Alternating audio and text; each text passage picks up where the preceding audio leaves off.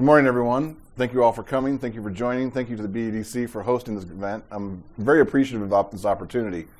I just want to say I spent some time before this meeting to do a little bit of research on the candidates, to watch the debates, read their websites, the positions they've put out. And what I came with, I suppose, I think a lot of us are jaded about American politics at some level. It's not exactly the way we all want it to go. But as I was watching this campaign, I was struck by this is three really sincere people, good people who have some differences. They have differences of opinion, but they put them out in a way that I thought was very respectful, and I feel very good about that. So I think we should give them a round of applause for the way they've conducted themselves. And I also, because of the candidates we have, I thought we'd be able to, this is an interesting forum. So often when we hear from candidates, we hear from them in sound bites or 90-second answers. This is a forum to have a conversation, and they've all agreed to that we just have a conversation and get to know them and have an opportunity to speak in a little more nuance about what they believe and how they would operate as the mayor of Bloomington. So rather than doing introductions, if you don't mind, I'd rather have the conversations. I think everybody knows you. Do it. Yeah. Let's get to it. So I did not provide the candidates with questions ahead of time, but I did give them one question to start out. And that question was, tell us what the job description of mayor is and what are the one or two metrics that we should measure you on of whether you're successful as a mayor. So Susan, you're here first. I'll start with you. Well, certainly the job of the mayor is to manage the public sector at the local government level. And so I would think you would want to look for experience in having legislative participation, in having budget input, and having the means to have the relationships with the individuals who do run things at City Hall. Those are all of our department heads, our personnel.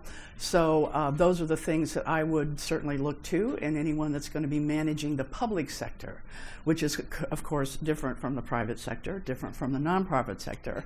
So experience at that level, I would think, would be important. The benchmarks that I would like to be judged by are how the personnel responds to you as the leader at City Hall, and how you are able to elevate the morale and the performance level of all the people who provide the services to you.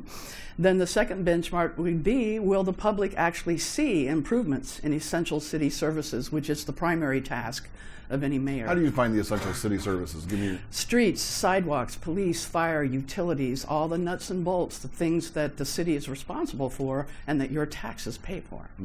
Thank you. Don? I think first and foremost, I think a mayor is supposed to lead. My job would be to lead our community into prosperity, being better than where we were before. I think that includes job creation and livability, how people live and how they, and the fact whether or not people want to live here. It's very much like a business, right?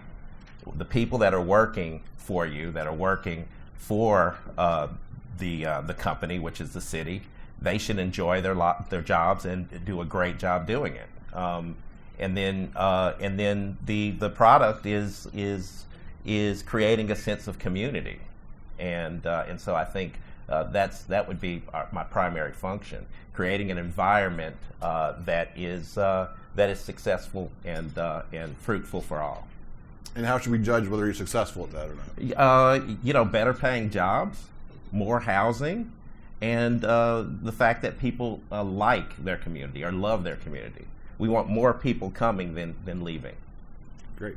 Thank you. Carrie? Yeah, the job of the mayor and what I will do as mayor is to listen, learn, and only then lead. We need to lead towards a vision that is great for Bloomington, and a couple of metrics that I would look towards. Is the city better than when I took over? So in the first 90 days, I would expect that I have taken those plans that have been sitting on shelves and started to implement them. We have a lot of studies that have sat on shelves for a while. We need to take them off, implement them. Are our relationships better with the city, with the county, with the university, with the state, with the BEDC and the chamber? Are we really a transparent government? And have we implemented steps to open ourselves up? The second measure is to create a culture of continuous improvement. I expect to be held accountable, not to creating a perfect plan and pushing it forward right away, but to create things that are continually improving our community. Are we more prosperous? And by that I mean, are all people more prosperous, not just a few? Do we have the infrastructure that we need to support our city? Are we truly a safe city, or are we still just a relatively safe city? And if I can offer a 2A, I know you asked for 2, I would expect at the end of 4 years that the community could decide whether or not I deserve another 4 years. I expect to be accountable to our people. I expect to have open conversations, and I expect to get your feedback so we can continue to improve the government to be as incredible as our city deserves. Okay, thank you all. So now I'm going to start with you. One of the things that if you look at some recent reports that come out, right, and I wanted to focus a lot of this discussion around economic development and issues that affect because of the forum that we're in. But you look at different counties in the state, and some of them are losing population, some of them are gaining population, and it's becoming more increasingly so that only a certain amount of communities are actually gaining population in Indiana. A lot of them are losing population. What do you see? How do you think about that, right? How do you think about what's the right rate of growth for a community? How do you think about whether a community should be growing, should be losing population, gaining population? How do you think about that? Yeah, for you. Oh, for me first? Yeah, sorry, as far as my community, Bloomington and Monroe County, I want it to grow. Now, I want it to grow responsibly. I want it to grow and allow our character that's in place that gets people to live here, that gets people to want to live here. But I want to grow it. I'm more concerned with economic growth than actual amount of people, right? I want to make sure that we don't continue this. Right now, we're kind of this community that is becoming this have and have-nots with a shrinking middle. And I think I want to grow, but I want our economic growth. I want more opportunities, better paying jobs, so that people can afford houses. I think it's a good thing that houses appreciate, right? That's a good thing. I think the problem is that less and less people can afford to do that. So housing is going to be one of our biggest things that we're going to have to create, because people are going to continue to come. We can't hold off. We can't stop people and say, you know what, we thought we could only have 25,000 people. You're 2,501. Please turn around and go back to Indianapolis. That's just not going to happen. But with I-69, how when that's all done, it's going to be easier to get to Bloomington than it is north side of Indianapolis, or Carmore, or Westfield, or what have you. So we need to realize that Bloomington, it's not going to, growth is going to happen. We have to make sure that we're leading that growth.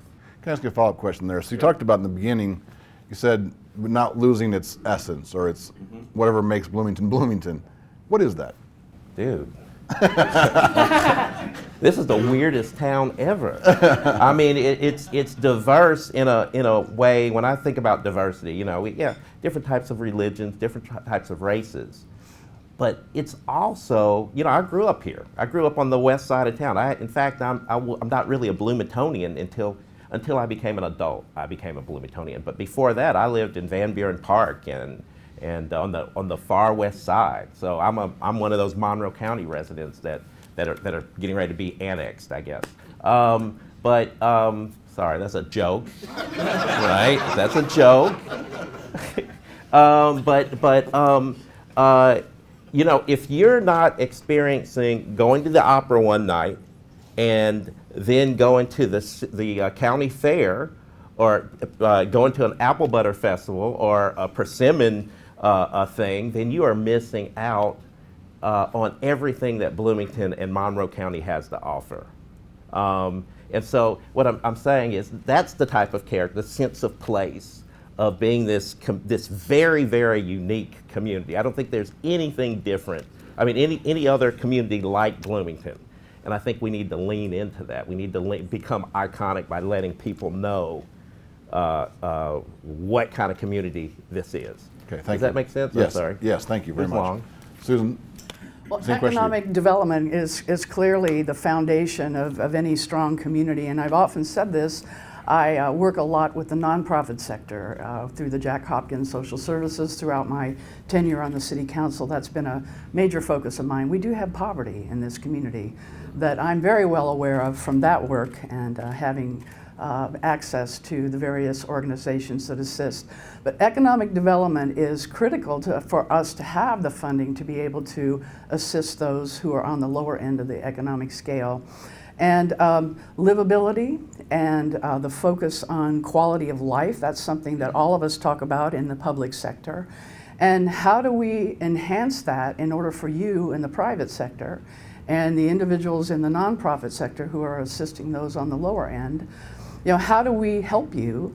And I think that's why my focus throughout my campaign and throughout my tenure, 16 years on the City Council, dealing with these things, is to make sure that the essential city services are there, because obviously people come here and stay here because of that quality of life. We have solid public safety, we have emergency response, we're able to maintain streets, sidewalks, all the services, once again, that I've referred to, that make people want to come here and stay here. And so keeping those essential city services well-staffed and well-funded, I think, is a critical piece of the quality of life that, again, will encourage people to stay here. So I agree with you. And I think the question is, that's a core part of what a city does. People might be attracted to that. And I think that was my question is, what's the right rate of growth in your mind? How do you think about growth in a community like this, right, where you want to keep those things? Growth needs to be planned for. We need to be looking at the trends. We need to be projecting ahead and planning for either a shortage, a shrinking, people leaving, or people growing. That growth needs to be responsible. It needs to be incremental. And it needs to be well funded. And that means our infrastructure, that means our personnel, our ability to stay up to pace with the growth needs of the community. That requires you to surround yourself with professionals who know how to make those projections and be ready and have the funding available to have that quality of place, that placemaking. Now, I know why I stay in Bloomington. I came to school here and got my undergraduate studies here, and it was the culture. This is a Bloomington that is a very special place in the state of Indiana with respect to Indiana University and all the cultural amenities. We've often said we're a small city with big city amenities. And if you are bored in Bloomington, you're not looking at the right calendars, because there's plenty to do here for all kinds of taste, all kinds of preferred activities, and that's leisure, and that's arts, and that's culture, and that's educational because of IU. So as a follow-up to that, if you were to say, if Bloomington lost one element and you were really sad about that, because what would it be that you'd say, boy, I hope it doesn't lose this? I hope it doesn't lose that diversity of culture. I mean, there is opera, there is country music, there is rock and roll and jazz and everything in between. And those choices, I think, Bloomington having the multiple amount of choices in our livability and quality of life, I think, would be sad if we lost any of that. Yeah. All right, Carrie, I'm going to turn that to you now. So talk about your view of growth, and then what is it that you think makes Bloomington special?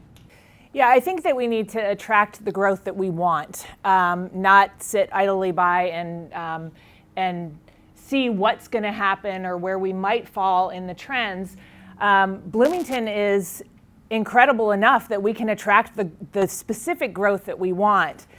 That growth, in my mind, should be targeted to attract business development, new businesses, startups, and to attract businesses to relocate here that can really provide a tier of income levels. We are in the 100th percentile of family poverty growth in the country. You don't address that by continuing to put a Band-Aid on the problem and continuing to serve people who don't have money. You do that by attracting businesses that can pay great wages. That's how we address that. And so in our community, we need to set a vision for who we want to be when we grow up. What we do in the next 4 years will determine who Bloomington is in the next 40. This is our critical turning point. And we can sit by and see what we happen to attract, or we can articulate the balance that we need and get to work with a strategy to get it. We're losing 25 to 35-year-olds. They can't secure the job levels that they want. We need them here. That is part of our diversity as well. We need great jobs and a vision for what those should be to keep our city vibrant and prosperous. Okay, so what is it? What in your mind? What's the key element that keeps Bloomington Bloomington? Bloomington has a funky soul. That's the only way I know how to put it. You know, I rode my bike from San Francisco to DC. If you've heard that story before, you're probably bored with it. But it was the only place in the country that I stopped and said, "What is this place? I have to be here." It's hard to put your finger on it exactly, but it is quality of place. It's people who barely know each other stopping each other on the sidewalk and saying, "Hey, I saw you at that concert the other night," or "Were you at this lecture because it was a really interesting concept that I'd like to explore further with you." It's people, it's like grown adults who have game nights together. And it's the independent restaurants and the art scene. It is this balance that you can't point to one thing specifically that creates it, but it is the soul of Bloomington. Okay, well, thank you all. So, next question. This is a economic development discussion. So, as a community, we have limited access and limited resources when it comes to economic development, right? We have tax incentives, we have all sorts of programs, we have grant fund, all sorts of things. But it's a limited pool of resources. And so I think all of you agree that we want to grow in some way. Where do we put those limited resources? So I'll give you an example, right? So we may want to develop economic development for people who are on the lower end of the socioeconomic scale. Or we may want to attract STEM jobs where there are higher professional jobs. Where would you put your focus and your money and your dollars to work to grow the community in the way that we've talked about? And I'm going to start with you, Carrie. We haven't started with you yet, but I'll start there with you.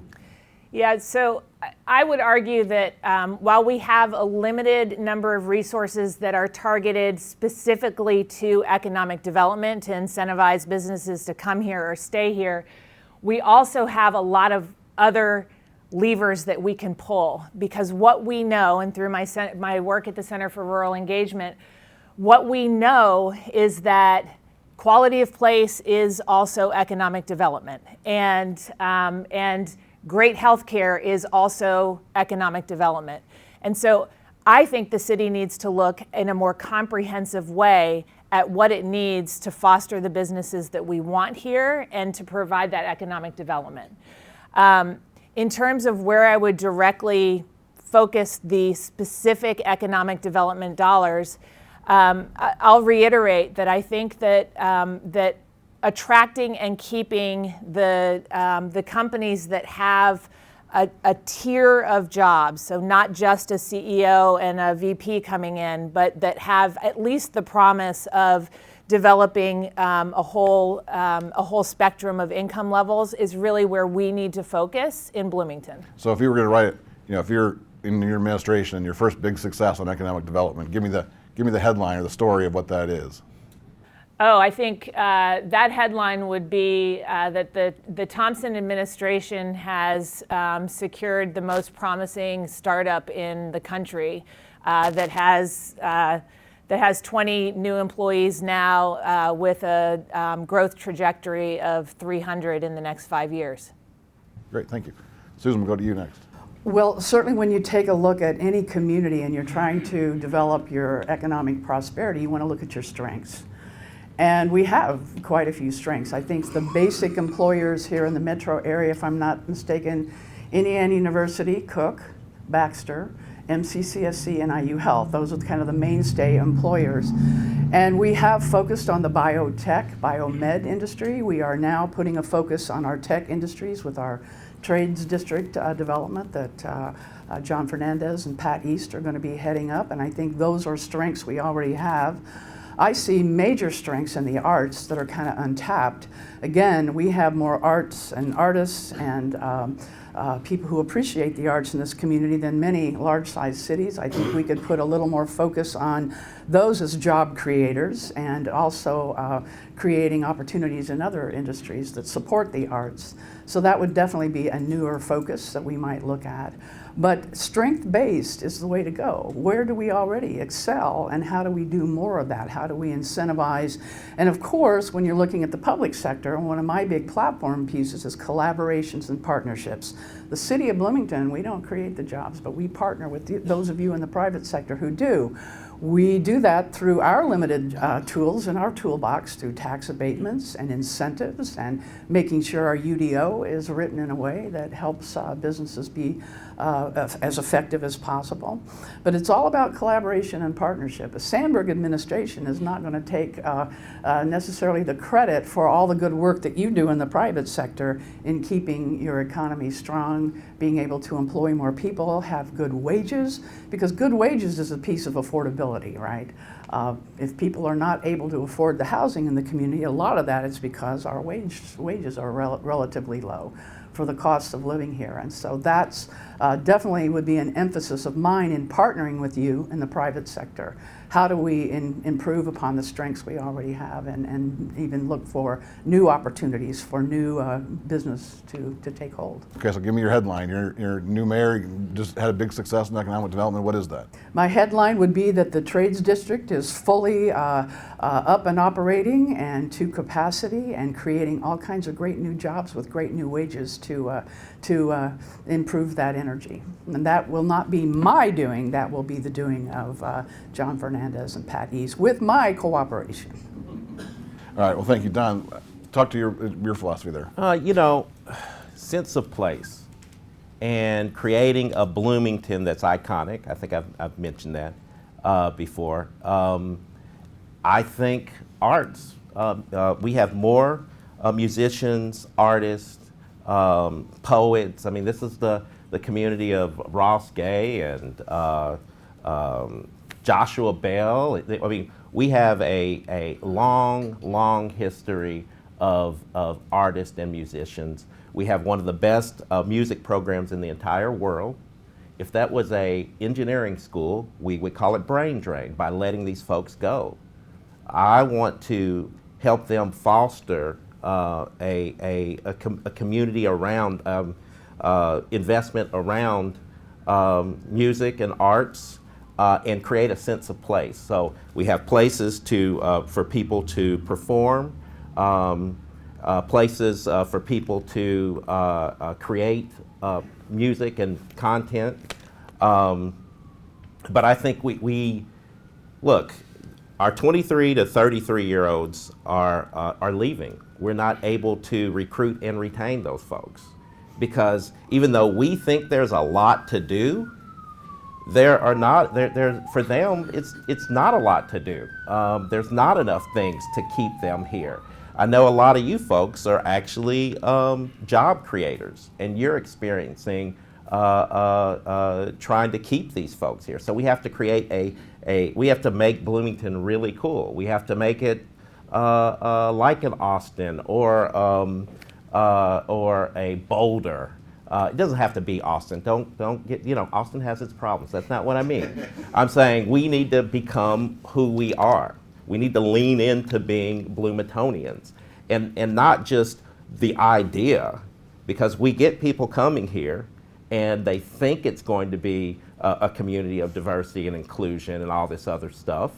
They think it's going to be about sustainability. They think, you follow me? They think that the image that we have is deep and it's not deep enough. So becoming more of who we are is going to be important. And then we target the people who are going to believe in that idea, get them to come to Bloomington. We've got a unique opportunity because we are so much different than the rest of Indiana. And so we really just need to lean into that. So give me your headline. What's your headline, your first big success? Bloomington gets Cook brings 5,000 more jobs because Well played. Yeah. 5,000 more jobs because everybody's knocking on the door to come to Bloomington because it's so awesome. That's what We're going to have a little bit hard time finding a house for him. Well, yeah. This is true. Yeah. All right. Well, thank you for those answers. I want to actually hit on that topic. You talked about recruiting and bringing people to the community. One of the things that I'll just give you a share out my experience, our company's experience with recruiting is we're recruiting professionals, so engineers, scientists, things like that. One of the things we hear a lot is that they're choosing Ellettsville or Greenwood or south of Indianapolis, especially with 69 being so easy now. They're choosing other communities because of the cost of living, the increase in housing costs. The other thing that's disturbing to me is we're talking to younger kids who maybe their first job is working in production for us, and they're saying, we're not coming to Bloomington either because we're not even close to being able to afford that, or it just doesn't represent where we want to be. So you talked about a little bit about this, but I see our higher end professional folks with their higher end pay wages moving away, and I hear people who on the starting scale are also moving away. Talk to me a little bit about how you think we should address that issue, because it speaks to the breadth of the opportunity that we're missing as a community. And so, Susan, I'm going to start with you on that one. Well, absolutely. And the type of housing that we find ourselves having shortages in are the types of housing that I believe you are building for your workforce in other counties, in Owen County and Orange County. And so the city of Bloomington, the mayor of Bloomington, with the assistance of the planning staff and the plan commission, we can take a look at our unified development ordinance and see, are we incentivizing the right kind of housing? The housing that the individuals that you're talking about actually want, in starter homes and more affordable homes, and then where can that be built? And so that's kind of part of my plan for how do we get a handle on housing affordability. And housing affordability is what your income allows you to afford, right? And so that's going to be a range. So we need a range of housing options that I don't think we've quite hit on the right formula yet. We're seeing things being built now that are not exactly in line. And Bloomington has always had the issue of being one of the most expensive real estate markets in the state. And I'm not exactly sure why that is and how that is. I want to talk to all of you in the industry. How do we get a handle on more affordability in our housing? Because it is an issue, and people are commuting in from other places where they can find affordable housing and yet be able to keep the jobs that they want here that you provide. So it is a puzzle. Affordability of housing has been a problem ever since I joined the City Council in 2007. It's been an issue that we have struggled with, and we do need to partner with all of you industry professionals who do real estate and who do build things. Let's build the kind of housing that people are needing, and let's try to bring it in affordable rates and So identify give me your pitch. where. Give me your, you're helping me recruit a new engineer to cook. Mm-hmm. Give me your pitch about why they should come live in Bloomington. They should come live in Bloomington because Cook is a great place to work, and I would absolutely encourage them to consider that. I would need to work with you on that pitch, but again, I go back to quality of life. Is Bloomington the place that you want to bring your children? Because we have good schools here, we have a good healthcare system here, we have good city infrastructure that is supported by police and fire and our public works. So I'll do my part as long as you in the private sector are able to do yours and recruiting the best and the brightest. Okay. So now I'll go to you next. Yeah, more housing is, I want more housing. We all want more housing. But Carmel, people still go to Carmel, right? And it's more expensive than the surrounding communities because they have a sense of place. They are inclusive to everyone. I think right now, Bloomington, a lot of people still see Bloomington catering to students. It's not inclusive. It's not a community that says we're part of everyone. we've got to do a better job to let people know that this is a multi-generational community that's great for all, right? So, because people will pay more to live in a place that they want to live. You'll pay more for coffee. You'll pay twice as much more to go to the coffee place that you want to go to. We need to be that.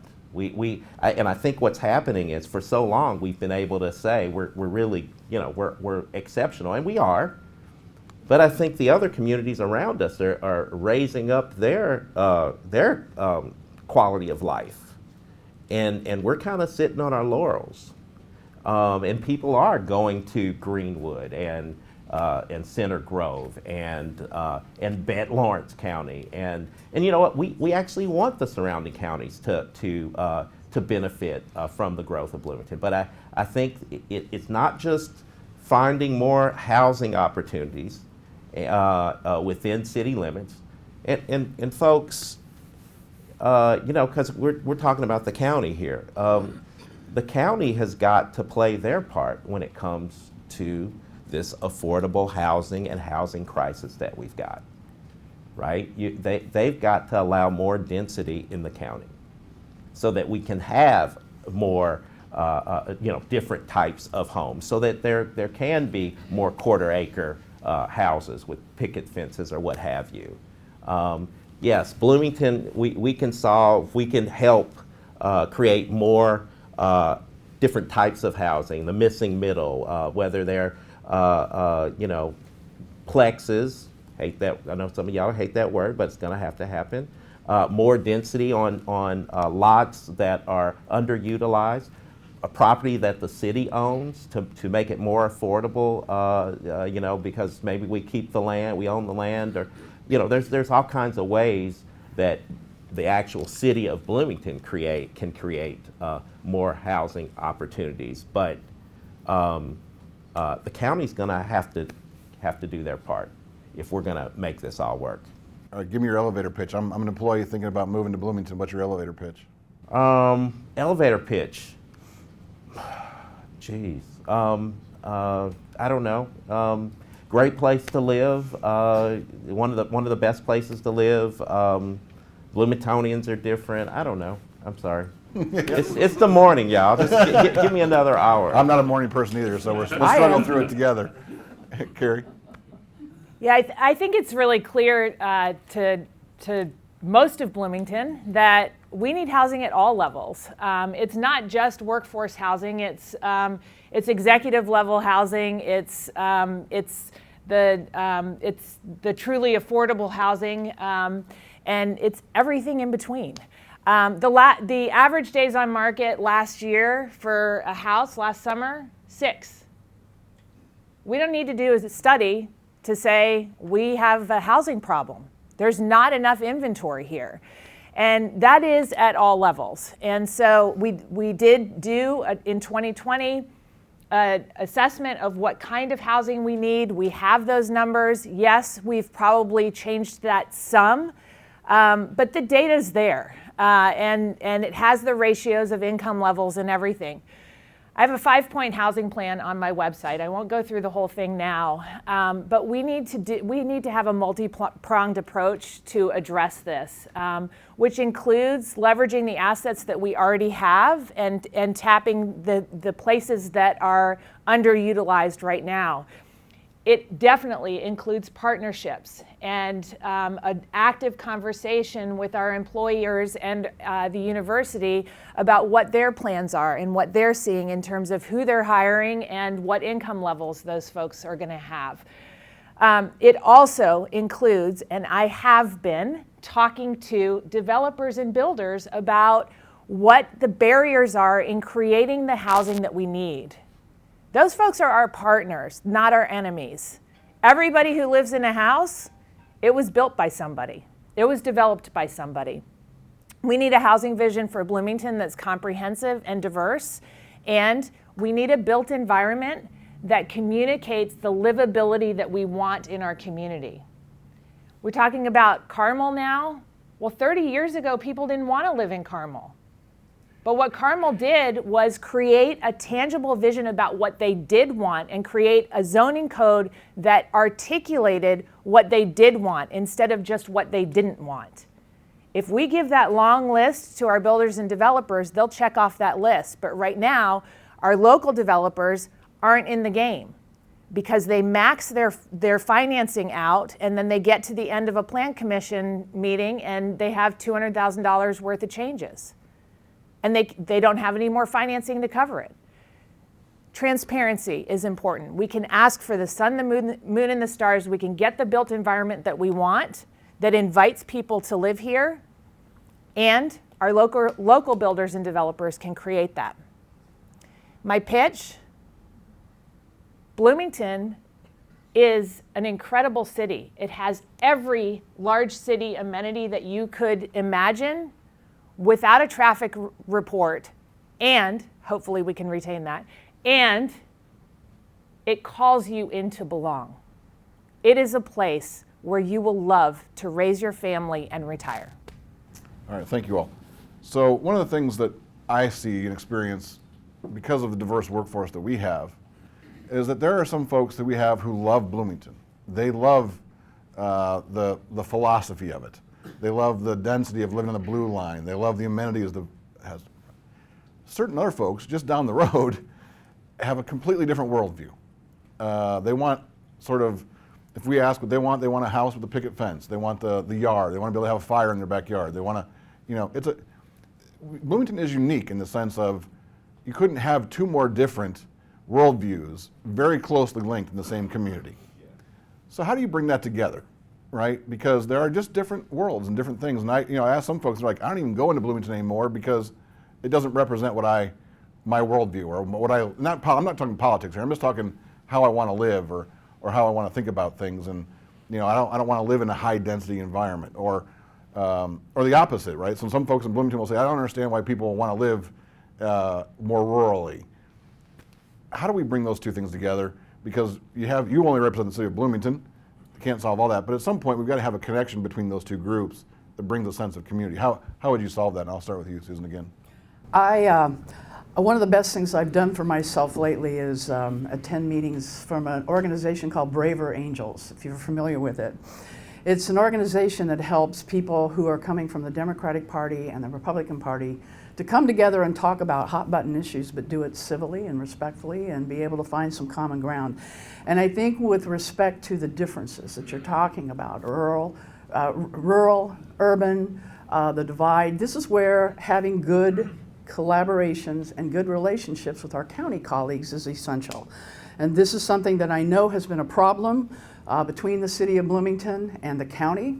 And this is something that will be my mission as the Sandberg administration, to mend those fences, to begin having more conversations with our county colleagues about what we do share in common and how we can provide the communities that each of us who represent the constituencies that are different from county to city, how we can work better together in partnership and collaboration. And that is going to be very essential to moving forward to be successful on both ends of that spectrum. Things like the convention center, the controversy over that, where the jail is going to go, housing issues, livability. But people deserve to have choices, balance. That's one of my favorite words. Not everybody wants to live in an urban, dense place.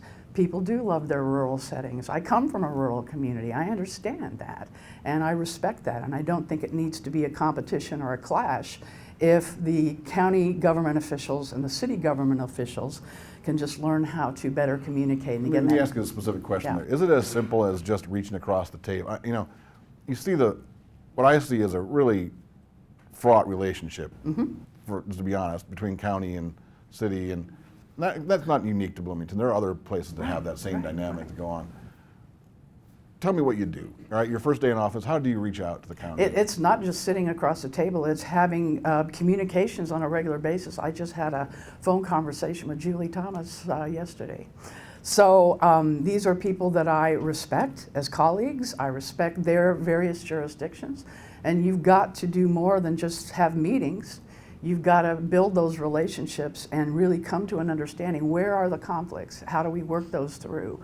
in a collaborative and responsible manner, and understanding that we are going to have different points of view because we serve different kinds of constituents. But those collaborations are critical, and it's not just a matter of having monthly meetings, it's regular contact, regular conversations that are respectful. And when you're speaking with those individuals, you're learning from them. What are your challenges? What are your barriers? And how can we at the city do a better job of understanding those so that we're not just in constant clash, but in some sort of accord? And again, my Braver Angels training, that is some of the best, and I've gotten some really good training with diversity and equity and inclusion.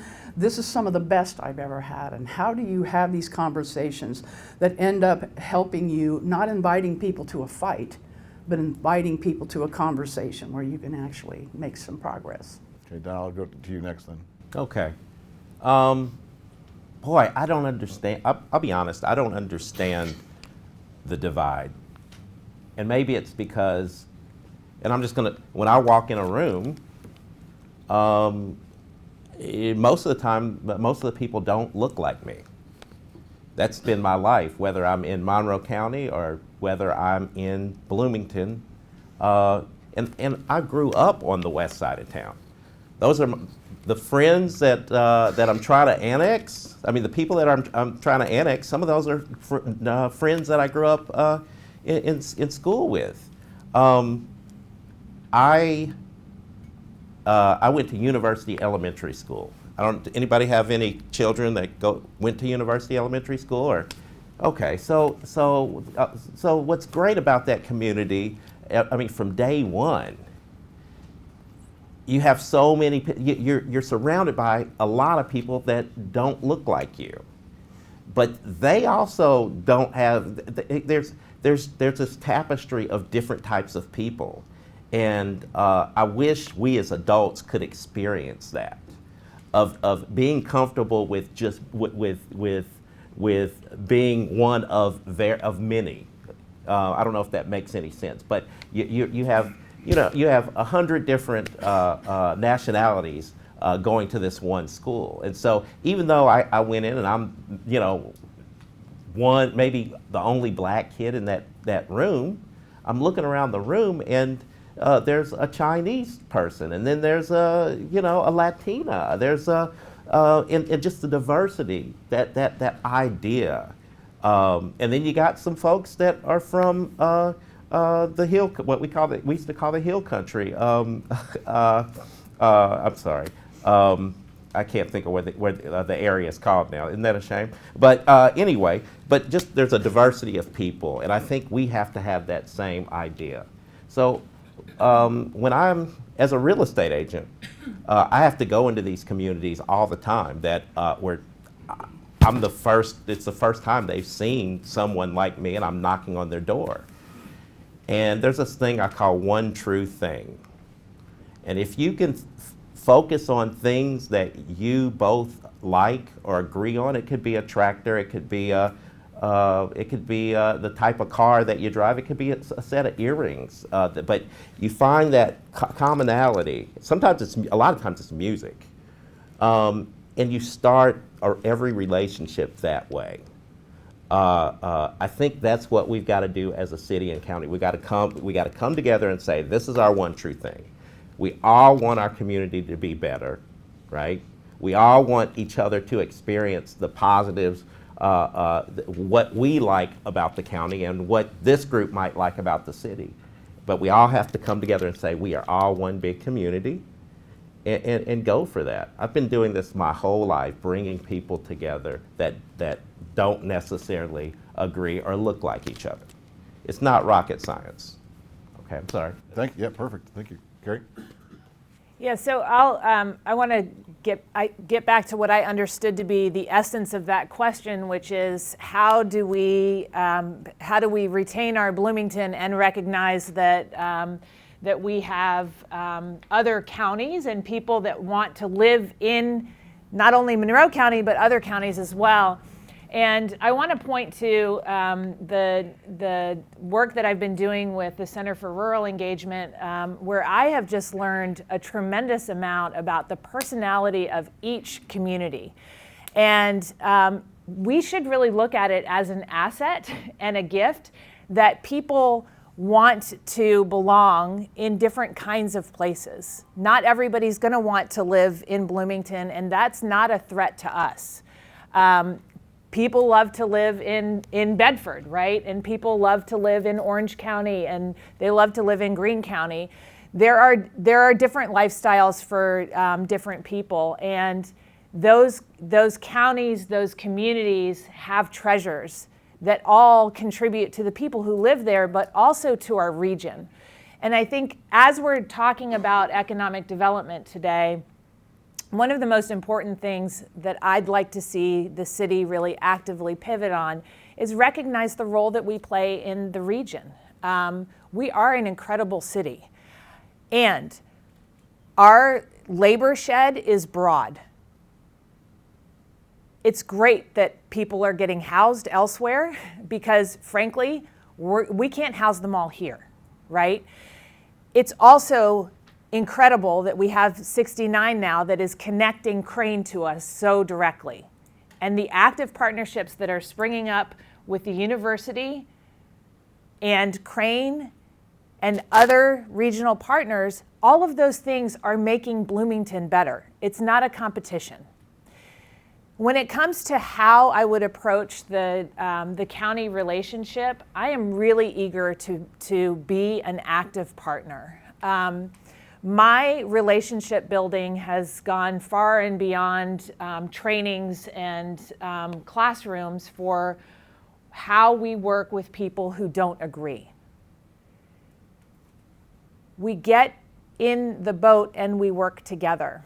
We find our commonalities and our shared work, and we figure out what we can agree on. And my approach would be, let's try to find an easy win first. We may not want to start with the most contentious project, but I will always be a leader who wants to hear what the other side needs.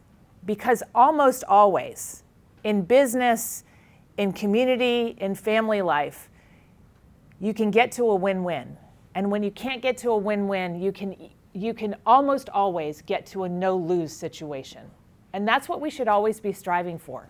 Acknowledging the assets of both sides, of multiple sides, however many partners are at the table, and inviting them to offer their gifts for the success of us all. Okay, thank you. I think we have time for one more question here, and so I want to kind of bring it back to economic development. And the idea, one of the things that struck me is you watch the news, right? You can read the IBJ or in the Indy Star or the Herald Times, and you see other communities that have a stream. They seem to have a stream of new businesses that are relocating there, that are choosing their communities.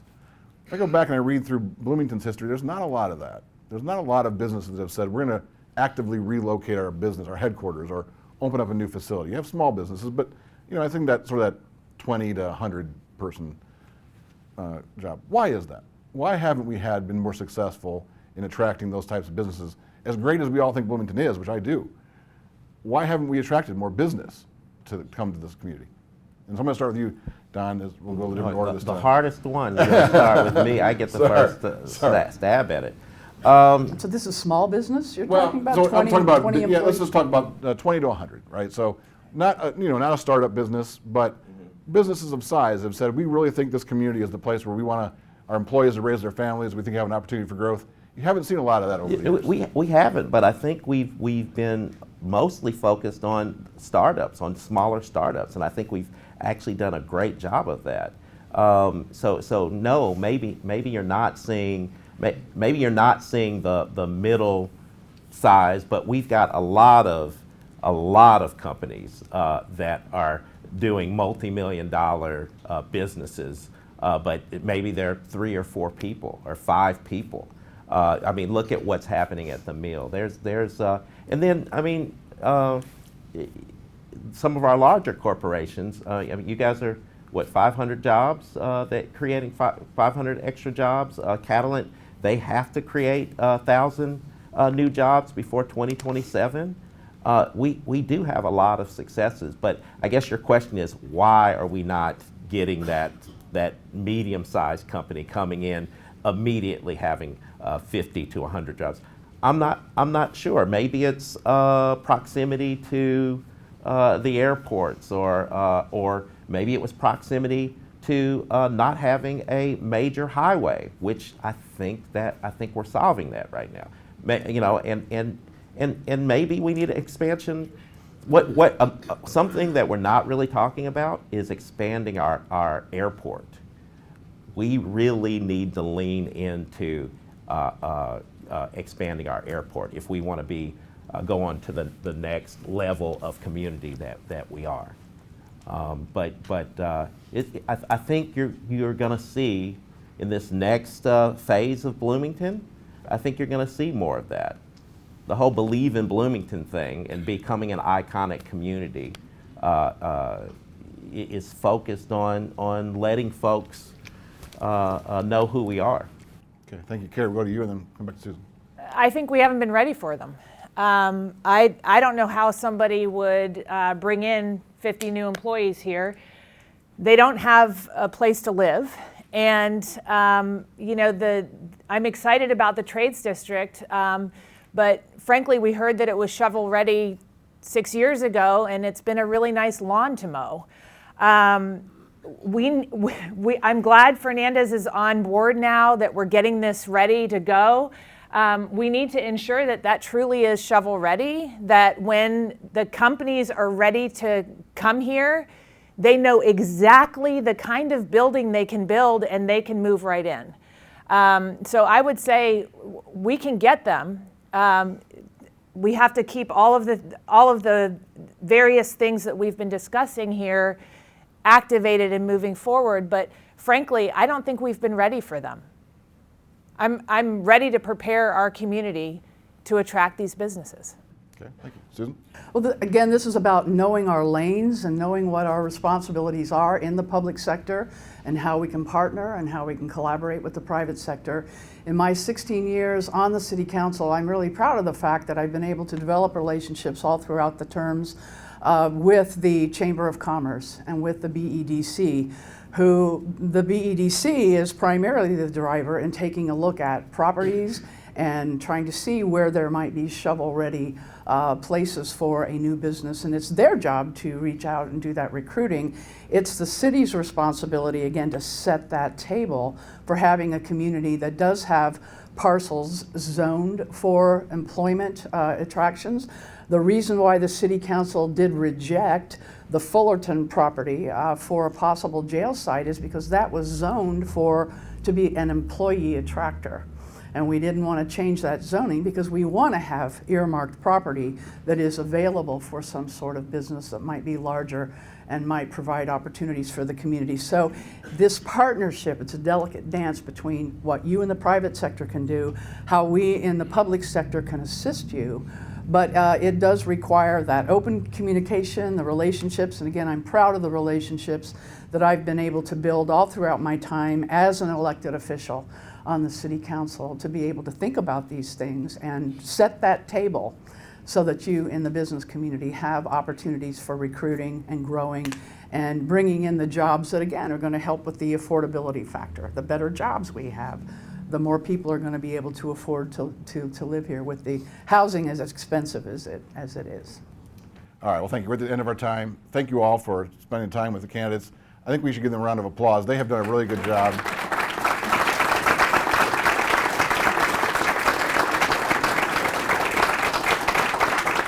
I just want to say I have tremendous respect for all three of you. Putting yourself out there to run for political office these days is, you must have a little bit of crazy in the back of your mind anyways, I don't know. It's a very hard thing to do, and I have tremendous respect for that. So thank you all, and thank you for being a part of this and having a longer form conversation. I very much enjoyed it, so thank you.